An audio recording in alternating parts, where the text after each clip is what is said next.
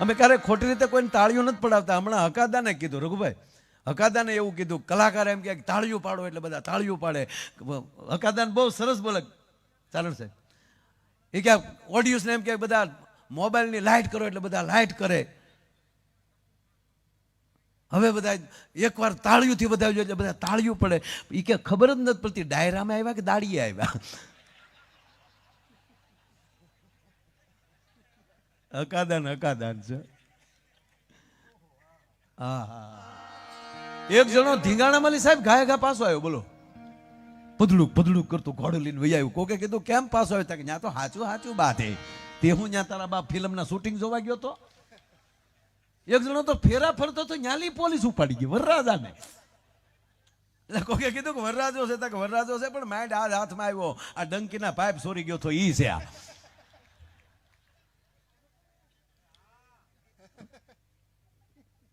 ખરેખર અમુક તો પરણે ત્યારે જ હાથમાં આવે.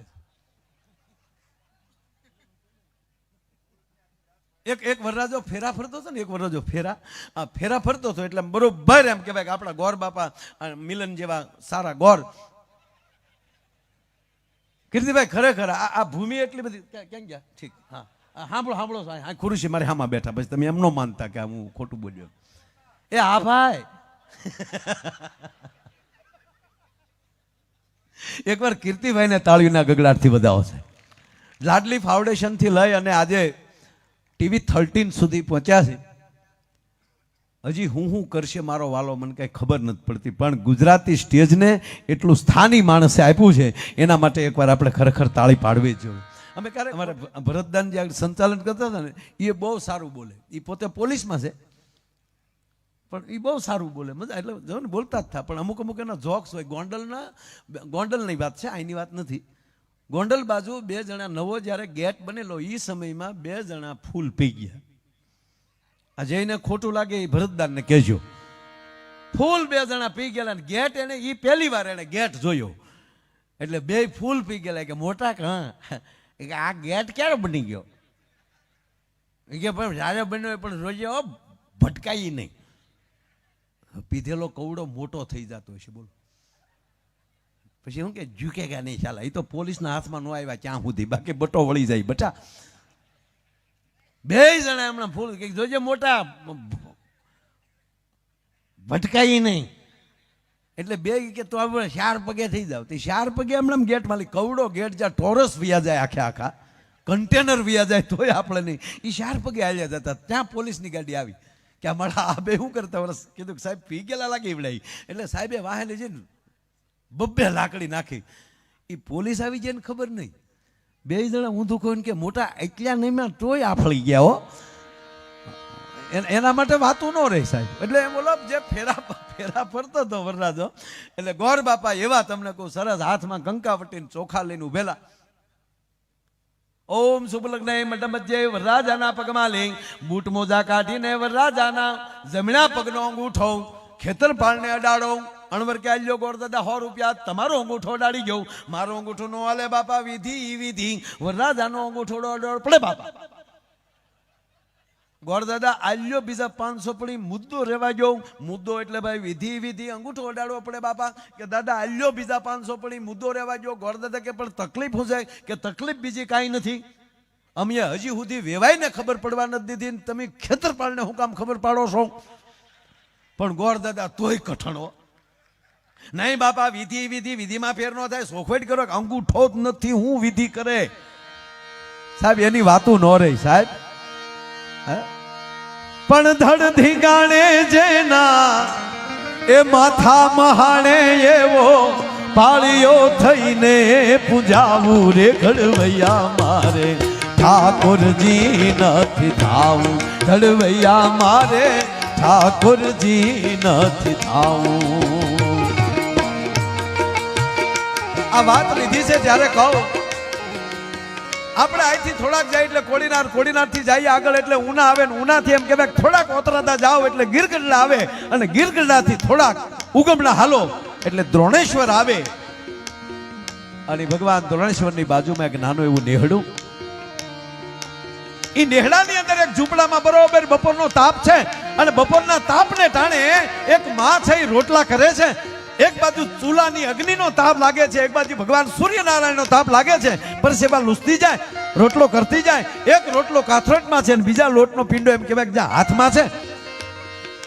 અને એવે ટાણે એક 7 વર્ષનો પોતાનો પંડનો દીકરો ઈ માનો, ઈ 7 વર્ષના દીકરા એમ કહેવાય કે અંદર ઈ ઝૂંપડામાં પ્રવેશ તો કર્યો, પણ રાફડા માલી એમ કહેવાય કે તાજો કણો બહાર નીકળે, કણાની પૂંછડી પર કોઈ પગ મૂક્યો હોય અને નાગરનો એમ કહેવાય કે સાપોલિયું ખીજાણું હોય એવી રીતે તપેલ ત્રાંબા જેવી 7 વર્ષના દીકરાની આંખો થઈ ગઈ છે.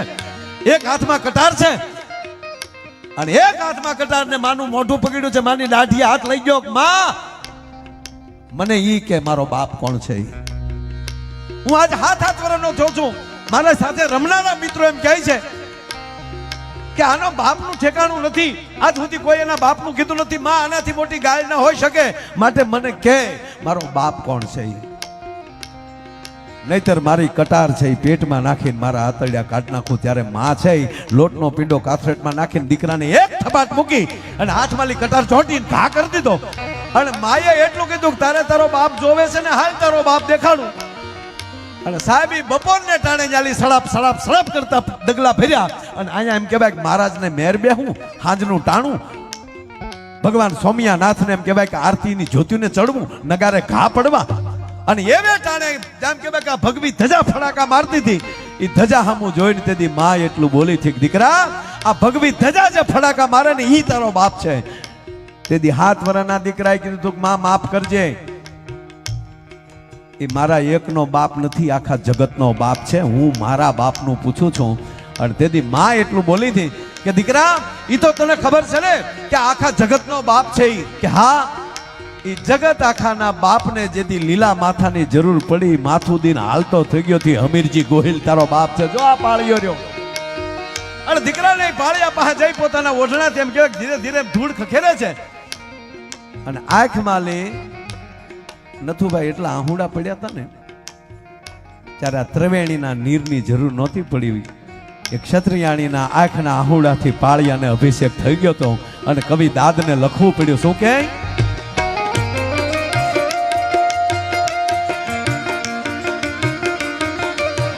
ગોમતી કેરા વોલા જળ જમના ના વોલા નિર્ગંગા માં નથી નાવું. ગોમતી કેરા વોલા જળ જમના માં વોલા નિર્ગંગા માં નથી નાવું.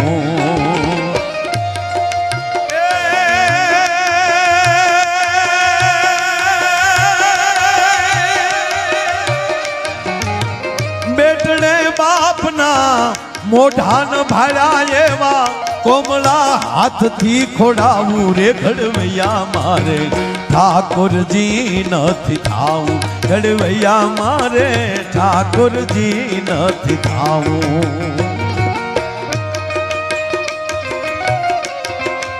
એ બાજો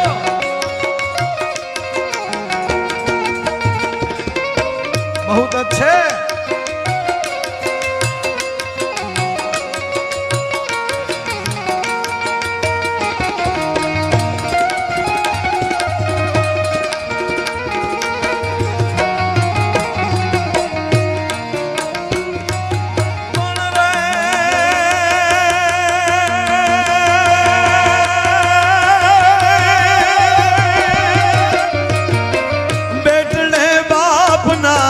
મોઢાન ભાળ્યા એવા કોમળા હાથથી ખોડાવું રે ઘડવૈયા મારે ઠાકોરજી નથી થાવું.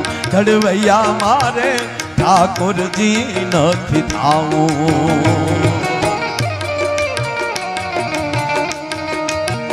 ઘણા એવા બલિદાનો દીધા પછી એમ કહેવાય કે ભગવાન સોમનાથનું મંદિર બચ્યું હોય.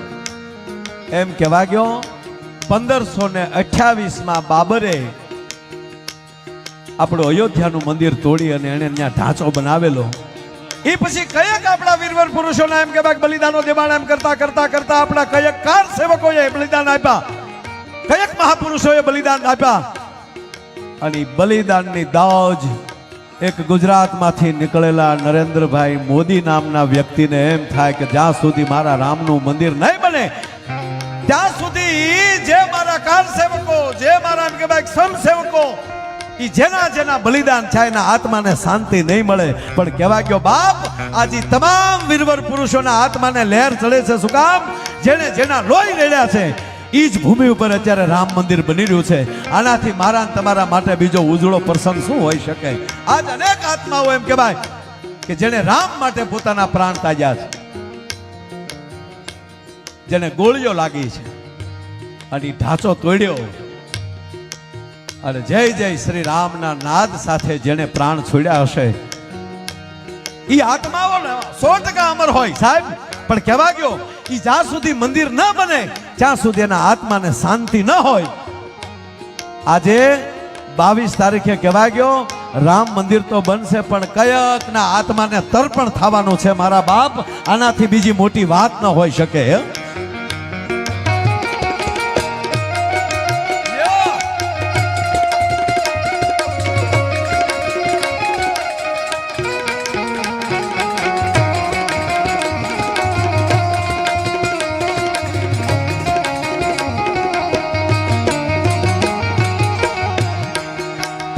ત્રીજી વાત,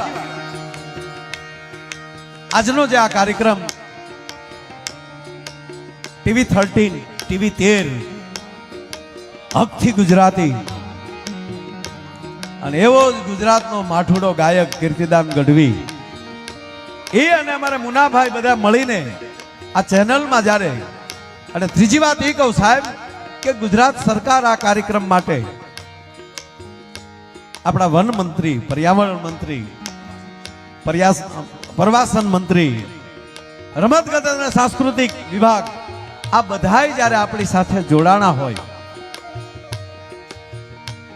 મારો કહેવાનો અર્થ એ છે કે કાંઈક તસ્ય હોય છે ને ત્યારે બધા જોડાતા હોય છે, હમણાં નથી જોડાતા વાલા. એટલે બધાયનો હું ખરેખર આભાર માનું છું. અને એક કઠિયારો જંગલમાં લાકડા કાપવા ગયો. એ લાકડા કવાડો લઈને જાતો હતો. એ કવાડો લઈને જાતો હતો ને એટલે જંગલના લાકડા એમ કહેવાય ઝાડવા દાંત કાઢતા હતા. ત્યારે કઠિયારો કહે છે શું કામ હસો છો? હમણાં હું તમને બધાને કાપી નાખવાનો છું. એક હું પગે લાગીને હાસીને વચ્ચે કહી દઉં કે મરતા મરતા આપણે બબે ઝાડવા તો રોપતા જજો. આપણે મરતી વખતે જે બળવામાં લાકડા જોઈએ એટલા તો મૂકતા જઈએ. આ કોરોનામાં ખબર પડી કે ઝાડવા આપણને કેટલા ઓક્સિજન આપતા હતા, ઓક્સિજન કેટલો કિંમતી હોય છે, ઓક્સિજન કેટલું મોંઘો હોય છે. હે, એક બાટલા હાટું તળકતા હતા.